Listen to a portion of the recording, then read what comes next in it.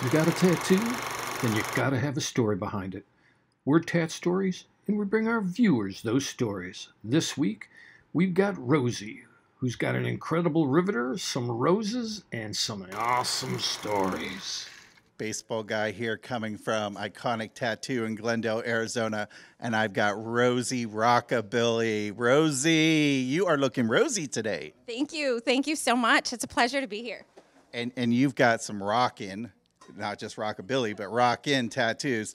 It's almost like, where do I start? I'm going to start with your arm here, and you got some cherry blossoms, you got some waterfalls. Tell me about the story behind those. So about 17 years ago, I was diagnosed with multiple sclerosis. And at that point, I had no tattoos. And I had kind of come to a decision, the inside of my body was so sick. I was going to make the outside of me be as beautiful as I could. So I started with all these tattoos and kind of just wear my art on my body versus hanging it on the wall. And with each piece I got at different specific times of my life, they signified different things that I was going through at that time. So for instance, the waterfalls, signify the washing away, the washing away of the illness, the washing away of the person I was, embracing the person that I'm becoming, which was a whole new person than what I used to be. Cherry blossoms, as you may know, cherry blossoms bloom for a very, very short time. They're gorgeous and they're beautiful, and then they die off. So it's kind of like living in the moment. You have to just grasp what little bits of beautiful life you have and live in that moment. So that's kind of what started my tattoo journey was this arm and this sleeve. All right, so you have MS, and you've had it for how long? 17 years. And 2 years in a wheelchair. 2 years in a wheelchair, and here you are looking like amazing. And here I am. I'm in heels. I kind of talk about my life being from hell to heels, because really that's what it was. Going from being in a wheelchair, being told I wasn't going to walk again, being told I wasn't going to drive again, basically a virtual expiration date being put on my life to where I am today. So, wow, true miracle, true inspiration. Wow.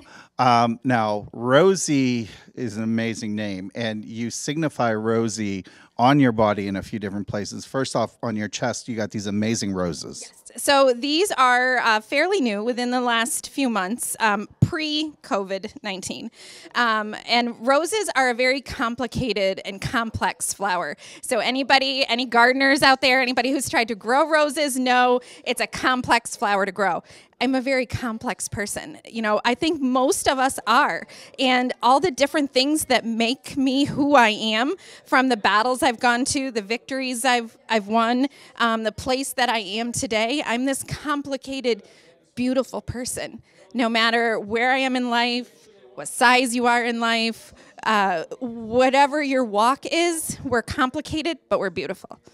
And plus, your husband, is it true, he likes to stop and smell the roses? He does, yes, he does. And the roses do go all the way around, so he loves the roses. He's got a nice bouquet, let me just say that. Now we also have Rosie, the riveter, on you. Tell me about her. Okay, so long before my my battle with MS, I always connected with Rosie the Riveter and that we can do it spirit. And it just really intensified as I went through my battle with multiple sclerosis, as I went through different treatments, as I went through the battle of being in the wheelchair, not being able to drive, being stripped of those basic human luxuries we take for granted, of being able to jump in the car and go get a gallon of milk. Those things I couldn't do.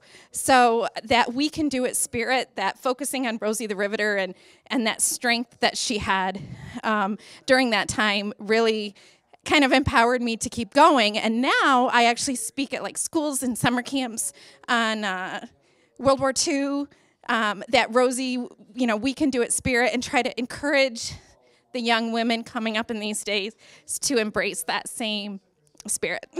Wow. Oh my gosh.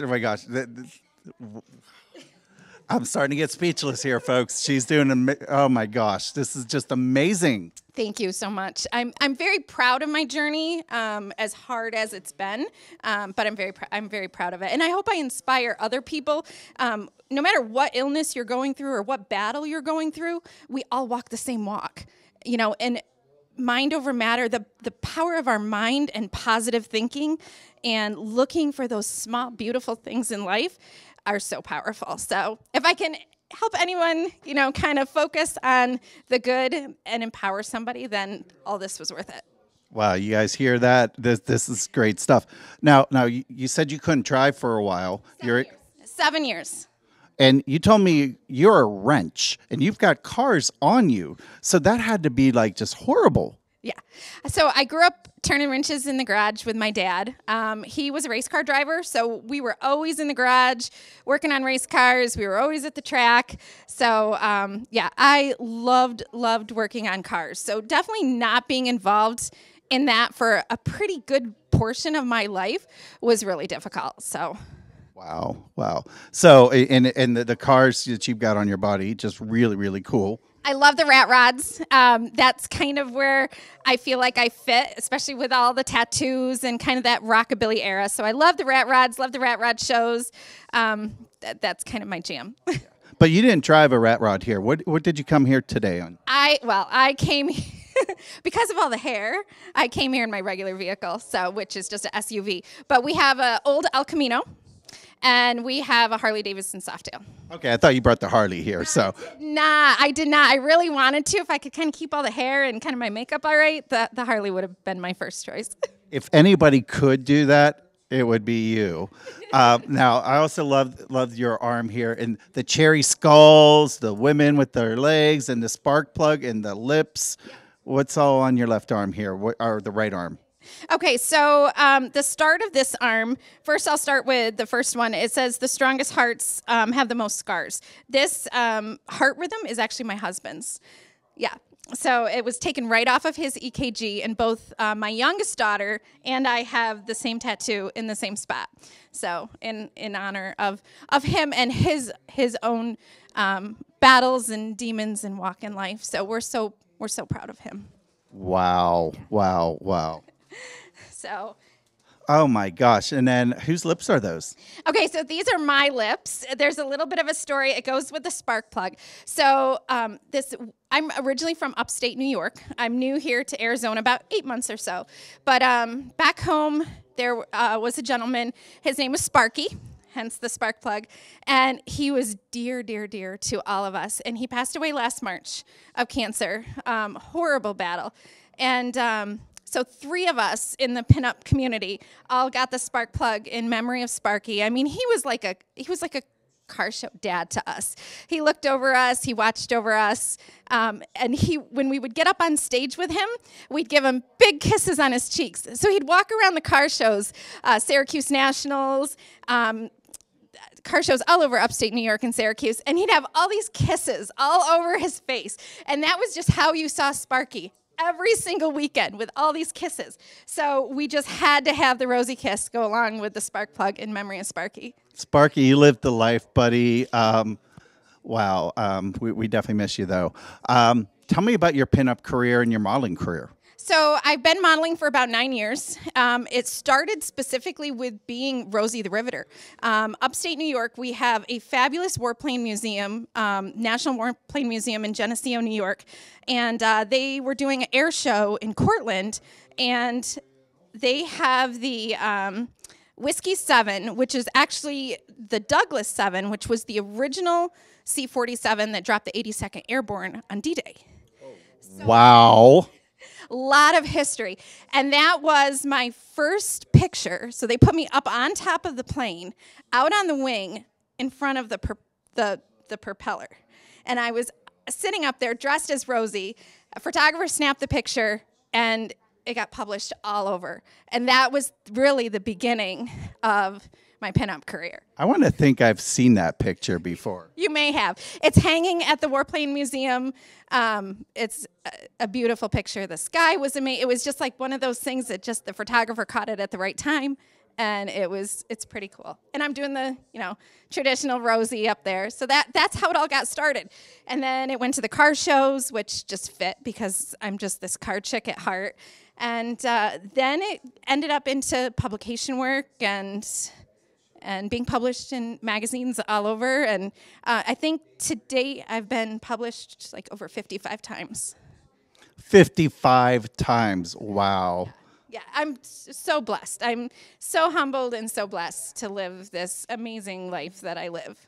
And Rosie, we know you're a Twisted Angel, and we've interviewed quite a few Twisted Angels now, and just a great group, and I'm sure that's got to be a tremendous honor to be part of them. Absolutely, it is. I absolutely love my Twisted Angel family. Everybody is so supportive of each other. All the girls are amazing. Mike, who runs Twisted Angels, is amazing. I mean, he does so much to try to promote us, to get us out there.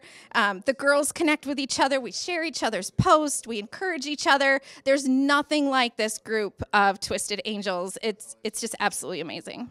I have to say, the one thing I've found about the Twisted Angels too is the personalities are all just absolutely amazing.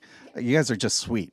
Big personalities, sweet people. It's a great group. Awesome. Well, check them out. Go to the Twisted Angels YouTube channel. We definitely thank you for coming to the Tat-Stories YouTube channel. Subscribe if you haven't already done so. Like this video, comment on this video, talk about just how awesome Rosie is. And this is Baseball Guy and Rosie, and we are checking out. Thanks again for watching Tat-Stories. Here's a couple other stories we think you might like. We look forward to seeing you back here real soon.